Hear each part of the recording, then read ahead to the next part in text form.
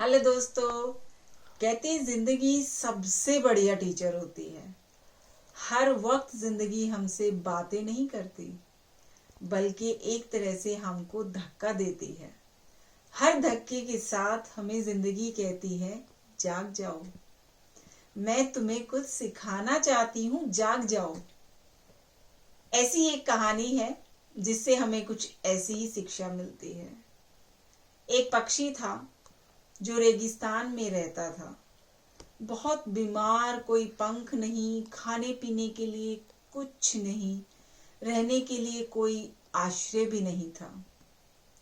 एक दिन एक कबूतर उधर से गुजर रहा था।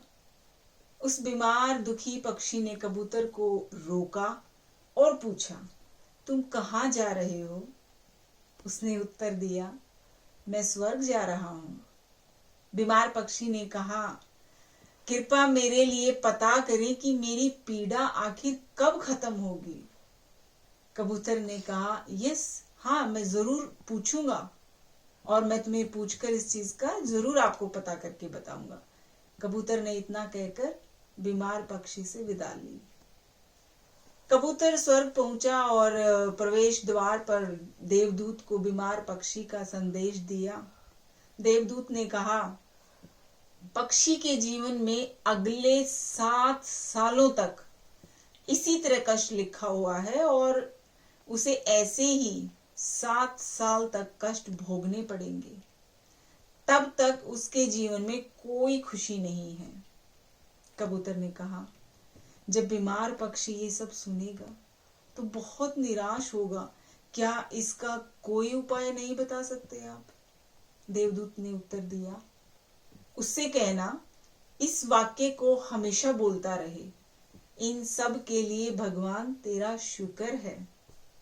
वापसी पर जब बीमार पक्षी कबूतर से फिर मिला तो कबूतर ने उस जो स्वर्गदूत था, उस दूत का संदेश उसे दे दिया। 7-8 दिनों के बाद कबूतर जब फिर उधर से गुजर रहा था तो उसने देखा कि पक्षी बहुत खुश था। उसके शरीर पर पंख उगाए थे। उस रेगिस्तान इलाके में एक छोटा सा पौधा लगा हुआ था। वहां पानी का एक छोटा सा तालाब भी बना हुआ था। चिड़िया खुश होकर नाच रही थी। कबूतर हैरान रह गया। देवदूत ने कहा था कि अगले 7 वर्षों तक पक्षी की जिंदगी में कोई खुशी नहीं है। इस सवाल को ध्यान में रखते हुए कबूतर स्वर्ग के द्वार पर देवदूत से मिलने फिर से पहुंचा।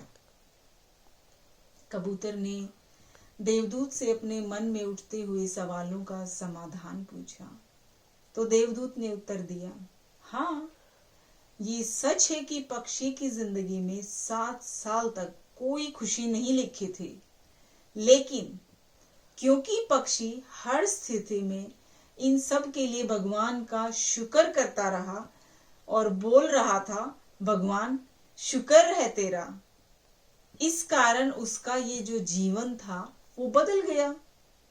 जब पक्षी गर्म रेत पर गिर गया तो उसने कहा, इन सब के लिए भगवान तेरा शुक्र है। जब वो पक्षी उड़ नहीं पाता था तो उसने फिर से कहना होता था कि भगवान तेरा शुक्र है। जब उसे प्यास लगी और आसपास पानी नहीं था, उसने फिर से कहा, इन सब के लिए भगवान तेरा शुक्र है। जो भी स्थिति हो, पक्षी दोहराता रहा, इन सब के लिए भगवान तेरा शुक्र है। और इसलिए 7 सालों में जो दुख कटने थे उसके, जो 7 सालों के दिनों में समाप्त हो गए, वो 7 साल के दुख उसके 7 दिन में समाप्त हो गए।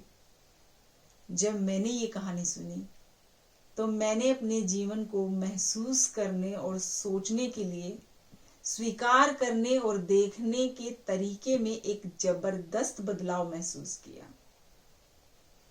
मैंने अपने जीवन में से इसको जो सीखा वो अपना लिया।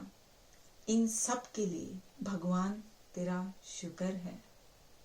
इसने मुझे मेरे विचारों को मेरे जीवन में जो शिफ्ट करने में मदद की, जो मेरे पास नहीं था उदाहरण के लिए अगर मेरे सिर में दर्द होता है तो मुझे लगता है कि मेरा बाकी शरीर पूरी तरह से ठीक है, मैं स्वस्थ हूँ, और मैं कहती हूँ इन सब के लिए भगवान तेरा शुक्र है। और मुझे लगता है कि सिर दर्द मुझे बिल्कुल परेशानी नहीं दे रहा। उसी तरह मैंने अपने रिश्तों को, चाहे परिवार हो, दोस्त हो, पड़ोसी हो, साथ में काम करने वाले कुलीग्स हो, या फिर सोशल जो हमारे पड़ोस में होते हैं, सामाजिक जीवन जीते हुए, व्यवसाय जो बिजनेस के में हमारे साथ होते हैं, हर उस चीज जो हमें दुख देती थी, तकलीफ देती थी, और जिस चीज का उपयोग करना शुरू कर दिया, हर चीज के साथ जिसके साथ मैं संबंधित हूं, जिसके साथ भी मैं संपर्क में आई, मैंने इस कहानी को सबके साथ साझा किया, शेयर किया, और इस कहानी से उनके व्यवहार में भी एक बहुत बड़ा बदलाव आया। इस भगवान के शुक्राने का मेरे जीवन पर वास्तव में बहुत बड़ा प्रभाव पड़ा। मुझे लगने लगा कि मैं कितनी धन्य हूँ, मैं कितनी खुश हूँ, जीवन कितना अच्छा है। इस संदेश को शेयर करने के उद्देश्य से मैंने आप सबके सामने ये स्टोरी रखी। एटीट्यूड ऑफ ग्रेटिट्यूड, शुक्राना और आभार, हमेशा यही भाव रखना कितना शक्तिशाली है। ये हमारे जीवन को नया रूप दे सकता है। ये शब्द अपने आप में इतने पावरफुल हैं, इसलिए हमेशा थैंकफुल रहें और अपना एटीट्यूड हमेशा इसी तरह का रखें। हमेशा हर चीज और हर पल में अपने मालिक का शुक्र करते रहो कि जो भी उसने दिया है उसके लिए शुक्र है।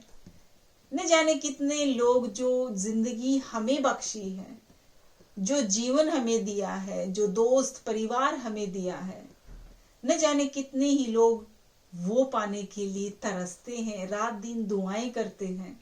तो दोस्तों, मुस्कुराना, शुक्राना और किसी का दिल न दुखाना। बहुत जल्द फिर से मुलाकात होगी एक नई कहानी के साथ। तब तक के लिए अपना ख्याल रखिएगा।